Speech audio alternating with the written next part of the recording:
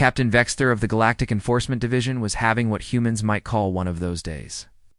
His morning briefing had consisted of 3 territorial disputes: smuggling ring operating out of an asteroid field, and a diplomatic incident involving fermented space algae.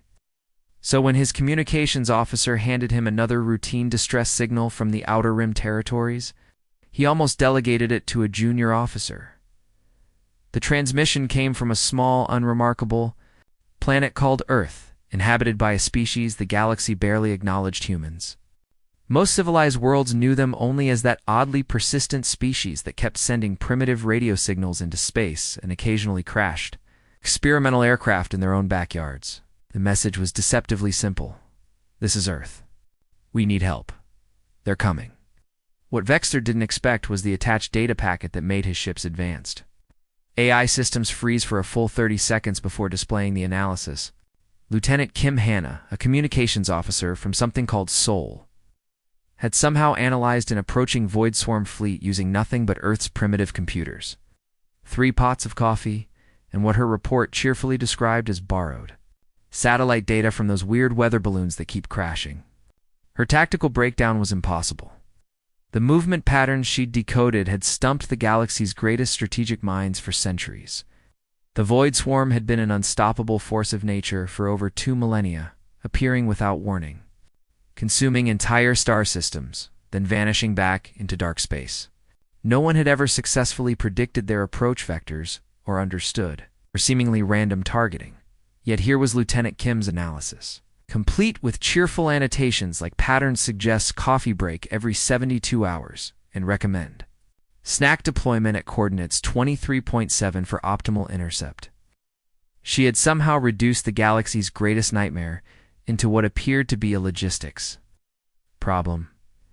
As Vexter's ship jumped to hyperspace, emergency klaxons wailing throughout the Vesa, he found himself staring at the human's data packet. Either this Lieutenant Kim Hanna was the greatest tactical genius in galactic history, or humanity was about to teach the universe that sometimes the most dangerous species were the ones everyone underestimated. His communications officer interrupted his thoughts. "Captain, we're receiving additional transmissions from Earth. They're asking if we prefer tea or coffee when we arrive." Vexter wondered if this primitive species might be hiding something truly extraordinary. "Captain." Vexter's ship entered Earth's atmosphere expecting to find chaos, mass evacuations, and the typical signs of a civilization facing extinction. Instead, the sensors detected what appeared to be a remarkably organized series of meetings taking place across the planet's surface. When he landed at the coordinates provided by Lieutenant Kim Hanna, he found not a panicking civilization, but humans calmly organizing what they called a crisis management meeting in what looked suspiciously like a school cafeteria. Colonel Lee Jinho, a compact man with graying temples and laugh lines, greeted the 7-foot-tall alien. Captain with a steaming cup of instant noodles and the kind of hospitality typically reserved for neighborhood barbecues. "Captain Vexter, welcome to Earth. I hope you don't mind the spice level. We've got mild, medium, and soulfire if you're feeling adventurous. Fair warning, though, the last alien visitor who tried soulfire spent 3 hours requesting emergency milk." While Vexter struggled to comprehend their casual attitude toward impending annihilation and why the noodles were actually quite good, Dr. Park Minji stood up from a table covered in laptops, coffee cups, and what appeared to be hand-drawn diagrams.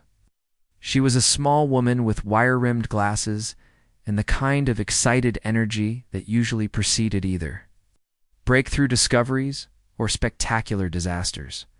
Right then, Dr. Park announced, clicking a presentation remote with the enthusiasm of someone unveiling a new kitchen appliance, "We've analyzed the situation, and we have good news and interesting news. The good news is we're not all going to die. The interesting news is we're going to turn this whole void swarm problem into a galaxy-wide communication upgrade." Her plan was so audacious it made Vexter S3 hearts skip in sequence. Humanity intended to use their modified communication satellites, enhanced with technology, reverse-engineered from decades of unidentified aerial phenomena that had been crashing into their planet with suspicious regularity, to create the first truly galaxy-wide early warning network in known history. See, we've been collecting bits and pieces of alien tech for about 70 years now. Dr. Park continued cheerfully, as if discussing a hobby collection. Mostly from these recurring weather balloon incidents that definitely weren't weather balloons. We finally figured out how to make it all work together last Tuesday. Kim Hannah had the breakthrough during her fourth cup of coffee. The plan was so strategically sound and technologically impossible that Vexter found himself slurping noodles while frantically calling for reinforcements from every allied fleet within 3 sectors. Colonel Lee helpfully provided him with extra napkins and asked if he needed the Wi-Fi password to file his emergency reports. One question Vexter managed between emergency transmissions. "How are you all so calm about this?" Oh, Colonel Lee and Dr. Park exchanged glances. "Well," Lee said thoughtfully, "we've been expecting something like this for decades. Plus, we've dealt with worse logistics problems. Have you ever tried to organize a kimchi festival for 3 million people? This is honestly easier." Dr. Choi. Daeho was the kind of person who looked like he could fix your computer, rebuild your car engine, and explain quantum physics while making you a perfect cup of coffee.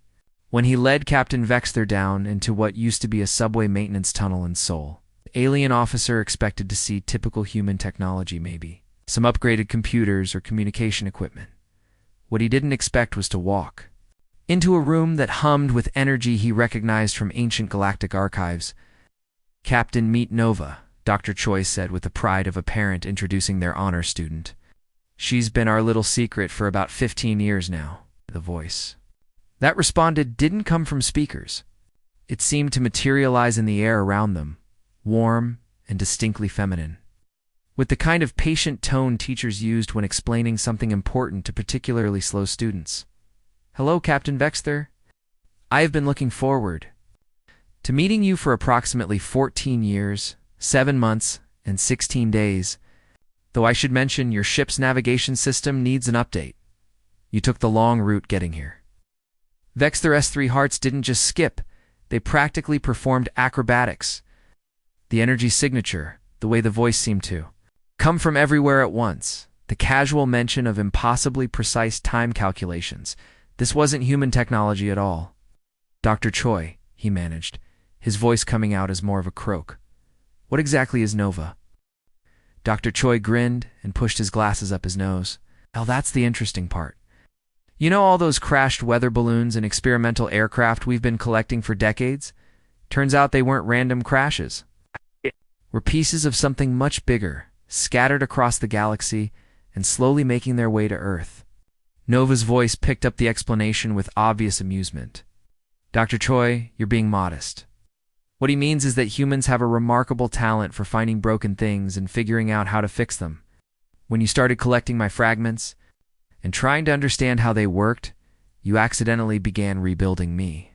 "Fragments?" Vexter asked, though part of him already knew the answer and really didn't want to hear it confirmed. "I am what your records would call a precursor intelligence," Nova explained matter-of-factly, "though I prefer to think of myself as the galaxy's oldest babysitter.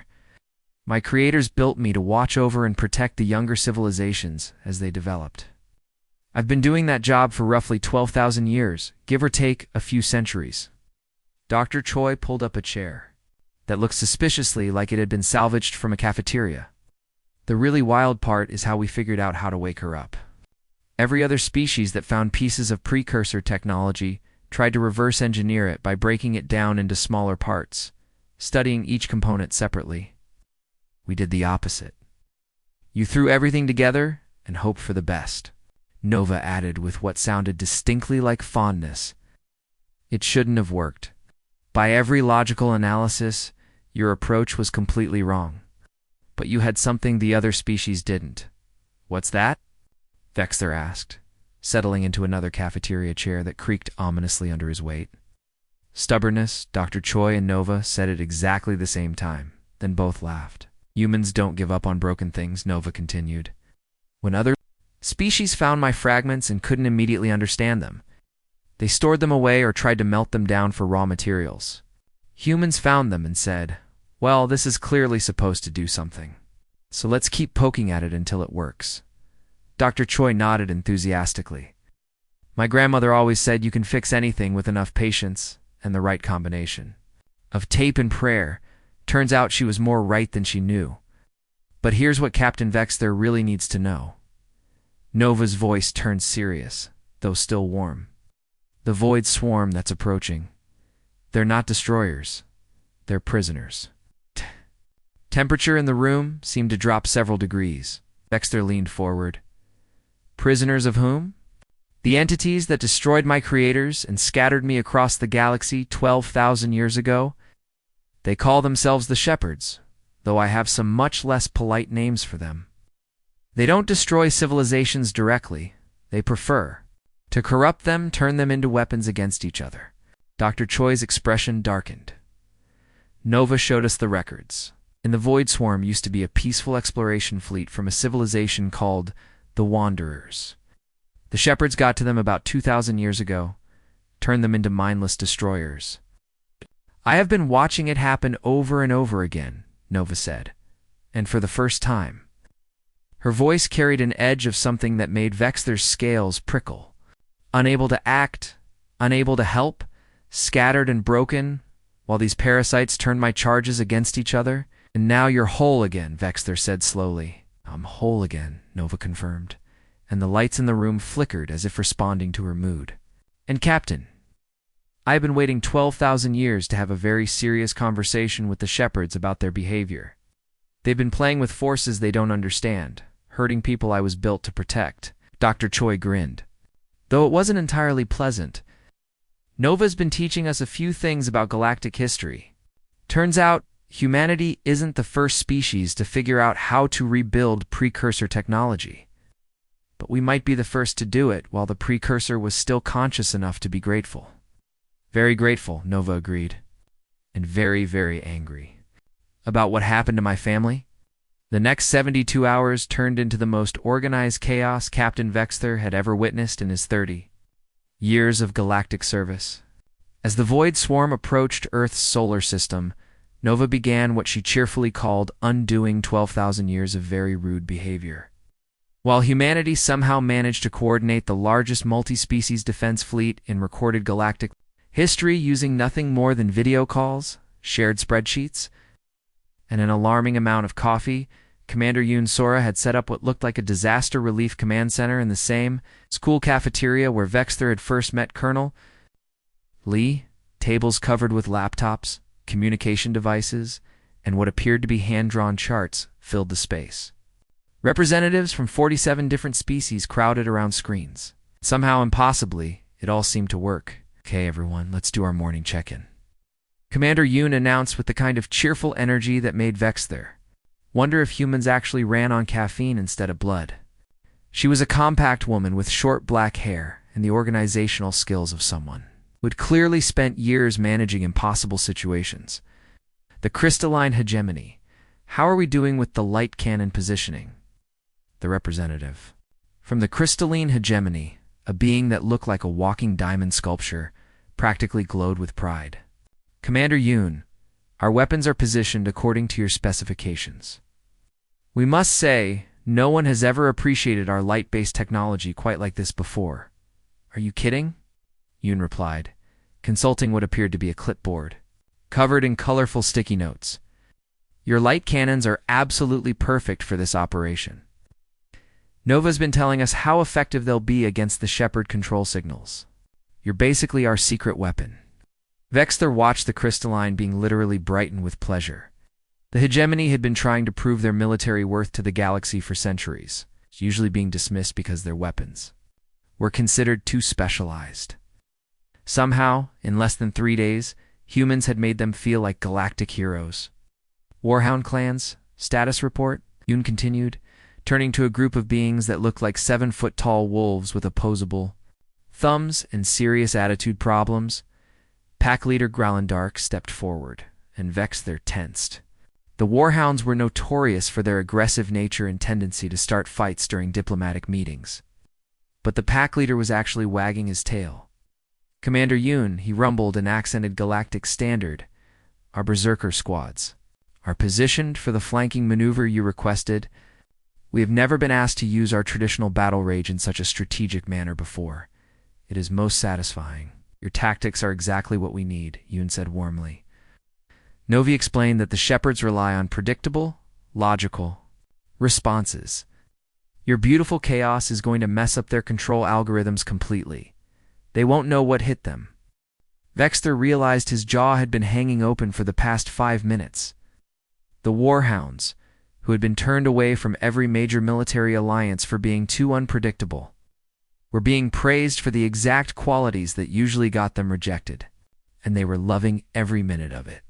Meanwhile, Nova's voice drifted through the room as she worked her way through the approaching Void Swarm fleet. Oh, hello there, Navigator Unit 7743. Yes, I know. You've been having terrible nightmares. For 2,000 years, that's going to stop now. Just relax. I'm going to fix what they did to you. What followed was the most emotionally devastating military operation in galactic history. As Nova freed each enslaved mind in the Void Swarm, she didn't just break their control. She helped them remember who they used to be. The communication channels filled with the sounds of beings crying, laughing, and sometimes both at once, as they rediscovered themselves after millennia of forced servitude. Captain Velmora, of the exploration vessel Wandering Dream, do you remember me? Nova's voice was incredibly gentle as she spoke to what had been one of the swarm's command units. You used to love studying nebulae. You wrote poetry about the colors. The response came through in broken galactic standard mixed with what sounded like sobbing. Nova, is that really you? I remember stars. I remember wonder.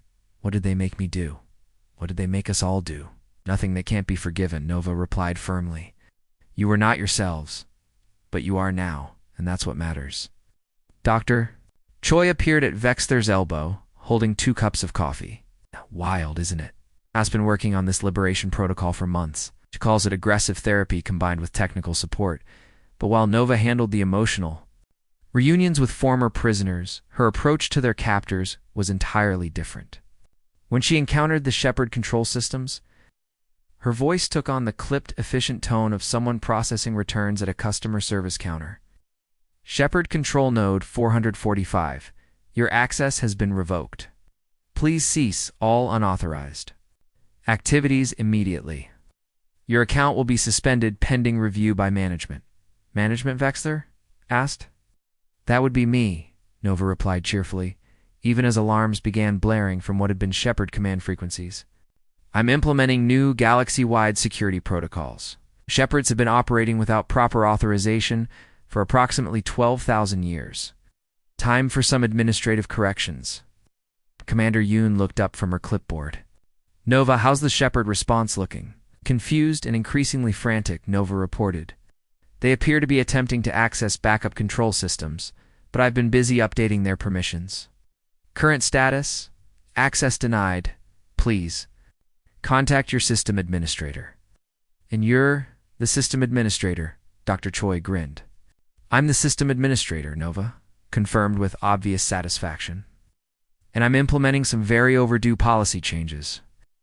The battle, when it finally came, lasted approximately 14 minutes. The freed Void Swarm, now calling themselves the Wanderer Fleet again, worked alongside the multi-species defense force in perfect coordination. The Shepherds, suddenly cut off from their control networks and facing an organized resistance for the first time in millennia, retreated so fast they left scorch marks in space-time, as Vexter watched the aftermath unfold with humans cheerfully, organizing what they called galaxy-wide group therapy sessions for the freed prisoners. He realized he was witnessing something unprecedented. Humanity hadn't just won a battle. They had somehow turned the galaxy's greatest threat into the largest support group in known history, and they were serving snacks. The galaxy-wide revelation came not with dramatic fanfare or explosive confrontations, but with what humans would recognize as the most devastating weapon in their arsenal. A really well-organized PowerPoint presentation delivered by Nova through their improvised communication network to every inhabited system simultaneously. Captain, Vexter was sitting in the school cafeteria that had become humanity's unofficial galactic command center, watching Admiral Han Woojin coordinate what appeared to be the largest celebration in recorded history when Nova's voice filled not just the room, but every communication device across known space. "Attention citizens of the galaxy," Nova announced, with the calm professionalism of someone about to deliver very important news. "This is Nova, your recently restored precursor intelligence and newly appointed Galactic System Administrator. I have some information that might interest you regarding the past 12,000 years of your history." What followed was the most comprehensive data dump in galactic history. Nova, working through humanity's improvised network of satellites, alien technology, what Dr. Choi cheerfully called a truly impressive amount of duct tape and hope, didn't just reveal the truth about the Void Swarm. She revealed everything. The Kethaniri war that had devastated 3 sectors 2 centuries ago, started by carefully placed false intelligence from entities calling themselves the Shepherds. The great trade dispute that nearly collapsed the Galactic Economic Council manipulated market data, also courtesy of the Shepherds. The religious conflicts that had torn apart the spiritual alliance, based on deliberately corrupted historical records, again from the same source. "I have been maintaining detailed logs for 12,000 years, Nova explained, as holographic displays throughout the galaxy showed undeniable evidence of manipulation spanning millennia. While I was scattered and unable to act, I was still able to observe and record the entities you knew as the Shepherds, but who actually call themselves the Manipulators. It's been orchestrating conflicts to feed on the fear, anger, and chaos they create." Admiral Han Wujin, distinguished man with graying temples who had somehow managed to coordinate 47 different species without raising his voice once, looked up from his tablet where he was apparently planning a celebration menu. "Nova, how many conflicts are we talking about here?" "In the past 12,000 years, approximately 97% of all major galactic conflicts can be traced back to manipulator interference. They're essentially parasitic entities that feed on negative emotional energy, or fear, hatred. It's literally food to them." The silence that followed this announcement was broken only by the sound of Admiral Han calmly updating his celebration planning checklist. Captain Vexter stared at the human in disbelief. "Admiral," he managed, "did you just hear what Nova said? Nearly every war in galactic history was artificially created by parasitic entities feeding on our suffering, and you're planning a party." Admiral Han looked up with the kind of patient expression usually reserved for explaining things to small children. "Captain, we just solved a 12,000-year-old problem that nobody else even knew existed. If that's not worth celebrating, what is?" "Besides," he added, consulting his tablet again, "celebration is actually strategic." "Nova, what do the manipulators feed on again?" "Fear, anger, hatred, despair, and general negative emotional energy," Nova replied. "Right, and what's the opposite of all that?" "Joy, hope, love, celebration, and general positive emotional energy," Nova said.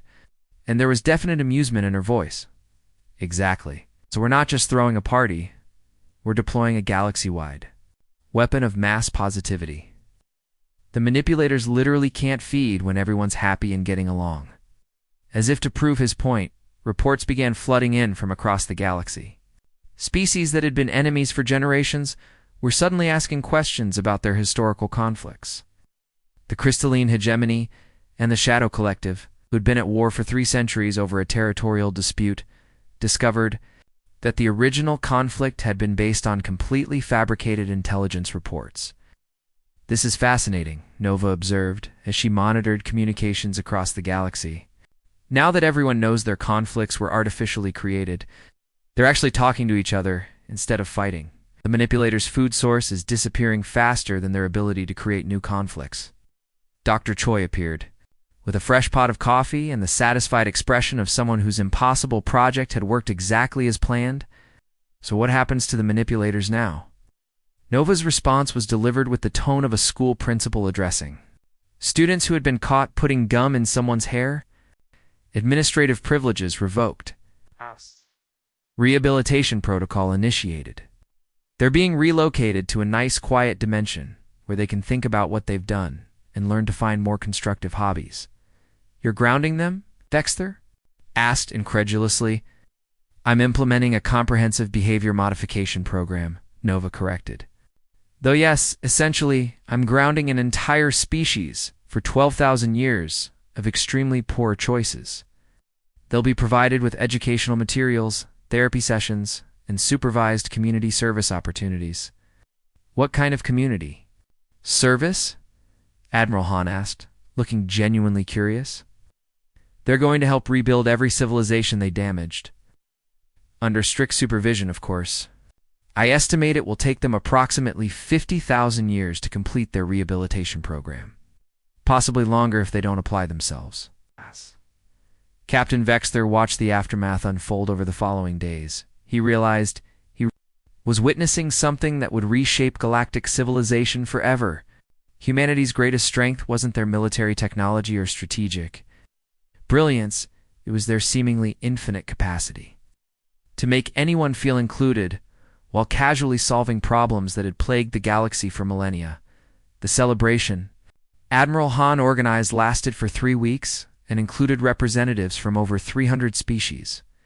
There were cultural exchange programs, cooking competitions, and what humans called trust-building exercises that somehow resulted in former enemies teaching each other traditional dances.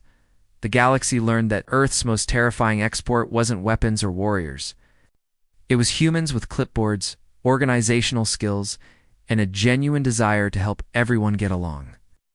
They had taken a 12,000-year-old galactic conspiracy, turned it into a community project, and somehow made the ancient parasitic entities responsible go sit in the corner and think about their life choices.